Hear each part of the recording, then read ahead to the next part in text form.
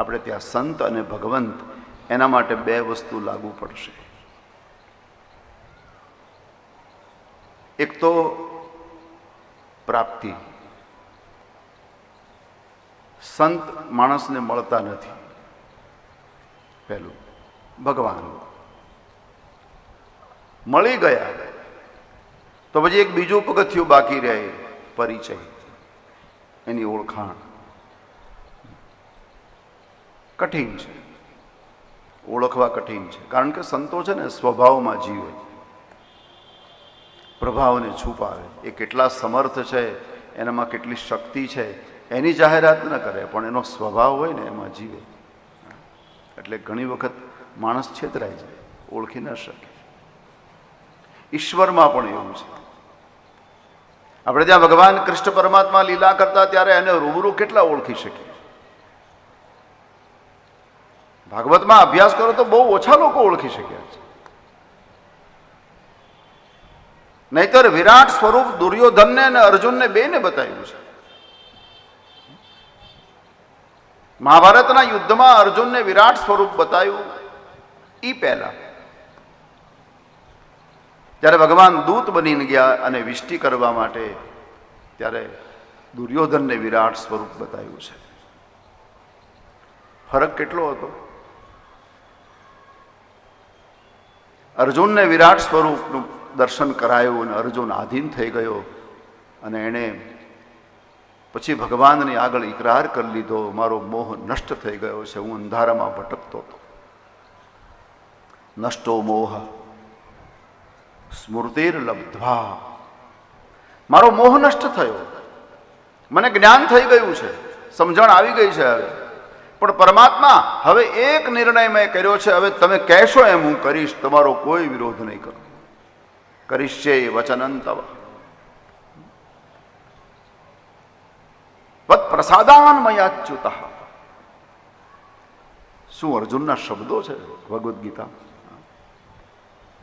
તમારા પ્રસાદથી, તમારો જે મને પ્રસાદ મળ્યો, કયો પ્રસાદ? વાણી રૂપી ભગવદ્ ગીતા. અર્જુને એને પ્રસાદ કહ્યો છે, સૌથી મોટો પ્રસાદ. જે વિષાદમાં હતો, મોહમાં અટવાયેલો હતો, પણ આ પ્રભુનો પ્રસાદ મળ્યો. ભગવદ્ ગીતા પ્રસાદ છે. નહીં તો ઘટના એટલી જ હતી ભાઈ, કે બે પરિવારનો ઝઘડો થયો અને એમાં પછી યુદ્ધ નક્કી થયું. પછી એકબીજાને પૂછવામાં આવ્યું, કૌરવોને પૂછ્યું કે ભાઈ તમે આ યુદ્ધ કરવા તૈયાર થયા છો તો પછી તમારી આ સેનામાં માણસો કેટલા હશે? હાથી કેટલા હશે? ઘોડા કેટલા હશે? રથો કેટલા હશે? એની ગણતરી કાંઈક અમને કહો તો અમને મેદાનની ખબર પડે. તો આ લોકોએ કીધું કે લગભગ 11 અક્ષોહિણી અમારી સેના હશે. પછી પાંડવોને પૂછ્યું કે ભાઈ આમ તમારો અંદાજ કેટલો છે? તો પાંડવોએ કીધું ભાઈ અમારી તો લગભગ અમે ગણતરી કરીએ તો 7 અક્ષોહિણી થાય છે. એટલે 18 અક્ષોહિણી નક્કી થઈ. ભાઈ આ આટલી, એમાં આટલા હાથી ને બધી ગણતરી થઈ ગઈ. પછી મેદાન ગોતવા નીકળે. હવે આવડું મોટું મેદાન ગોતું કે ક્યાં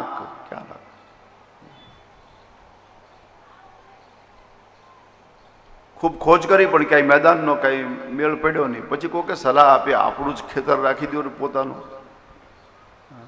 બીજાને શું કામ આપણે ઝઘડો કરવા જાવ. એટલે પછી કુરુક્ષેત્ર રાખ્યું. ક્ષેત્ર એટલે ખેતર અને કુરુ એટલે રાજા. આ વંશ છે ને એ કુરુ વંશ છે.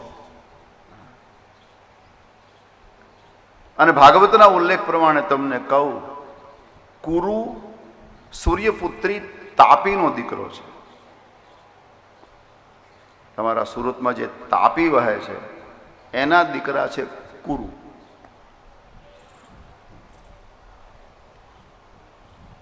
અને એમાંથી આજે આ વંશ છે આખો. ભાગવતમાં આનો ઉલ્લેખ છે. તો આપણું પોતાનું ખેતર રાખી દો, પોતાનું ખેતર રાખ્યું. હવે એને કંઈ ખાડા ખડિયા હતા તે બધું લેવલિંગ કર્યું અને કરી જમાવટ. પછી બ્રાહ્મણોને બોલાવ્યા કે ભાઈ અમને યુદ્ધ કરવા માટે સારું મુહૂર્ત જોઈ આપો. ઝઘડો કરવાનું મુહૂર્ત જોયું છે. અરે બ્રાહ્મણોએ કીધું કે ભાઈ એક કામ કરો, માગશર સુદ 11 સારું મુહૂર્ત છે. તો પણ તે દિવસે તો બધાનો ઉપવાસ હશે. તો કે એમાં આપણને શું વાંધો, ફરાળ કરીને કરશું. માગશર સુદ 11 નક્કી થઈ. સંપૂર્ણ તૈયારી થઈ ગઈ. આટલા તંબુ નખાઈ ગયા, આટલા રસોઈ, આટલી મોટી વસ્તી યુદ્ધ કરવા માટે ભેગી થવાની છે. તો કેટલું મોટું રસોડું કર્યું હશે. આટલા બધા લાખોની સંખ્યામાં હાથી છે, લાખોની સંખ્યામાં ઘોડા છે,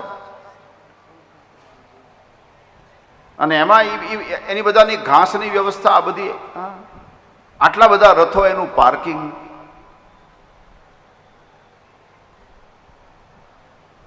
આપણે કથા કરવી તો કેવું આમ વિચારવું પડે કે ભાઈ થોડુંક મેદાન થોડુંક હોવું જોઈએ, થોડું મોટું હોવું જોઈએ. આટલું મોટું મેદાન, આટલી બધી તૈયારી, અને બિલકુલ સમય આવી ગયો. હવે એમાં એક યુદ્ધની રેખા બનાવી, વચ્ચે એક લાઈન, એક બાજુ કૌરવ સેના, એક બાજુ પાંડવની સેના, એક બાજુ આ ભગવદ્ ગીતામાં લખ્યું છે અપર્યાપ્તમ તદાસ્માકમ બલમ ભીષ્માભિરક્ષિતમ. ભીષ્મ દ્વારા રક્ષાયેલી સેના અપર્યાપ્ત હતી. જાણે દરિયો ઘૂઘવતો હોય એવું લાગે છે. અને પર્યાપ્તમ ત્વિદમે તેષા બલમ ભીમાભિરક્ષિતમ. ભીમ દ્વારા રક્ષાયેલી સેના થોડી આમ સીમિત, કારણ 7 અને 11 આટલો અંતર છે. હવે બે સેના સામસામે આવી ગઈ, વચ્ચે રેખા છે, પણ બરાબર વચ્ચે એક સ્તંભ છે યુદ્ધમાં, અને ત્યાં મોટો ઘંટ બાંધ્યો છે, બેલ.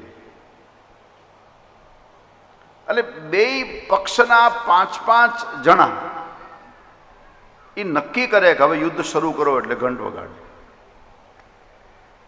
પછી સાંજનો સમય થાય, સૂર્યાસ્ત થાય, સૂર્ય ઉદય થાય એટલે ઘંટ વાગે, એટલે યુદ્ધ શરૂ થાય. મહાભારતમાં કેટલું સુંદર લખ્યું છે. મહાભારતમાં લખ્યું કે જેવો ઘંટ વાગે, એટલે પહેલા આ બધા જ સૈનિકો, બધા જ યોદ્ધાઓ સૂર્ય ભગવાનને અર્ઘ્ય આપે. સૂર્ય ભગવાનને અર્ઘ્ય આપીને પછી યુદ્ધ ચાલુ કરે.